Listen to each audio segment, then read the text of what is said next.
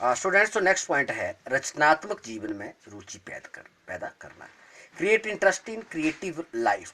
जो creative life है, रचनात्मक जीवन है, जिसमें विभिन्न प्रकार की रचनाएं हैं, बच्चों को अंदर उसके प्रति एक जो है क्रिएटिविटी जो है उसको क्रिएट करना, या और उनके बीच में जो है बच्चों के बीच में इंटरेस्ट पैदा करना, ताकि so that they could take interest in different type of beautiful creative things, ताकि वो जितनी भी हमारा रचनात्मक कार्य है, रचना से संबंधित जितना भी वर्क हुआ है, उसमें वो स्वाभाविक रूप से जो है वो इंटरेस्ट ले सके। नाइन्थ पॉइंट है कला शिक्षा में शिक्षा संस्थानों में अनिवार्य विषय, कि हमारे एजुकेशनल इंस्टीट्यूशन में जो कला शिक्षा जो है वो एक कंपलसरी एजुकेशन के रूप में उसे इंक्लूड किया जाना चाहिए, यानी कि art education as compulsory subject in educational institution. अगर सबके लिए जरूरी होगा तो स्वाभाविक रूप से एफिशिएंसी जो है हर बच्चे के बीच में आएगी, उनका इंटरेस्ट जो है वो अवेक होगा, वो मेंटली प्रिपेयर होंगे, ठीक है, और जो है विभिन्न प्रकार की कलाओं में वो स्किल होंगे। 10th पॉइंट है use of audio visual operators, श्रव्य दृश्य उपकरणों का प्रयोग। कला के शिक्षण में जितने भी ऑडियो विजुअल जो ऑपरेटर्स हैं, एड्स है, उसका एक प्रॉपर यूज जो है यूज होना चाहिए। वो भी हमारे एक प्रैक्टिकल फॉर्म का ही रूप माना जाता है। अगर हम किसी पिक्चर के माध्यम से या किसी इंस्ट्रूमेंट के माध्यम से बच्चों को सिखाने की कोशिश करेंगे तो they will take definitely special interest in it.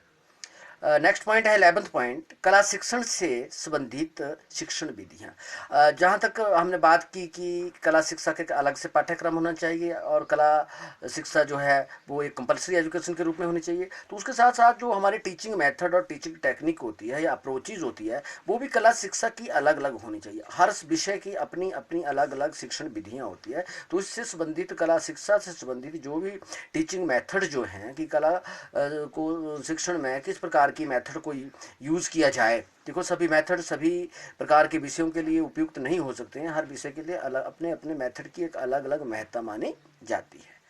Next point है 12th पॉइंट है लोकतांत्रिक दृष्टिकोण, डेमोक्रेटिक आइडियोलॉजी। डेमोक्रेटिक आइडियोलॉजी का अर्थ है कि हम लोगों को कला बनाते समय अपने जो हमारी नेचुरल ब्यूटी है और हमारा जो ऊंच नीच में जो भेदभाव है, इन्हें स्थान नहीं होना चाहिए। कि हम कला के माध्यम से किसी धर्म को या किसी जाति को, किसी मजहब को हम किसी प्रकार से हार्म नहीं कर सकते हैं, बल्कि हमारे अंदर एक डेमोक्रेटिक थॉट होना चाहिए कि जिसमें हमारे अंदर जो है एक यूनिटी की भावना जो है सब लोगों के बीच में होनी चाहिए। हम किसी भी प्रकार की कला जो है धर्म जाति के नाम के ऊपर जो है किसी प्रकार का साइकोलॉजिकल कन्फ्लिक्ट पैदा ना करें। ये 13th पॉइंट है डेडिकेशन टुवार्ड्स नेचर, प्रकृति के प्रति निष्ठा। आज बहुत सारी जो कला है हमारी प्रकृति के बीच में छिपी है, तो जो वास्तविक रूप है हमारी कला का वो हमारी प्रकृति में निहित होता है। तो सबसे पहले कलाकार के रूप में, एक आर्टिस्ट के रूप में जो है नेचर के प्रति जो है पूर्ण श्रद्धा होनी चाहिए, पूर्ण विश्वास होना चाहिए, ठीक है। और नेक्स्ट पॉइंट है सभ्यता का ज्ञान, नॉलेज ऑफ सिविलाइजेशन। ये सबसे बड़ी नेसेसिटी है कि हमें अपनी सिविलाइजेशन का पूरा जो ज्ञान होना चाहिए, अपने अतीत का ज्ञान होना चाहिए, अपने वर्तमान का ज्ञान होना चाहिए, और स्वाभाविक रूप से हमारा भविष्य जो है वो अच्छा होगा। जिस तरह से कुछ परंपराएं होती है जो वर्तमान को जो क्या ना अपना पास्ट को वर्तमान से जोड़ती है और वर्तमान को भविष्य के साथ जोड़ती है। और नेक्स्ट लास्ट हमारा पॉइंट है 15th पॉइंट है इवेल्युएशन, मूल्यांकन, जो सबसे ज़्यादा जरूरी होता है। जब भी हम किसी प्रकार का कार्य करते हैं तो उसको इवेल्युएट किया जो है वो जाना चाहिए।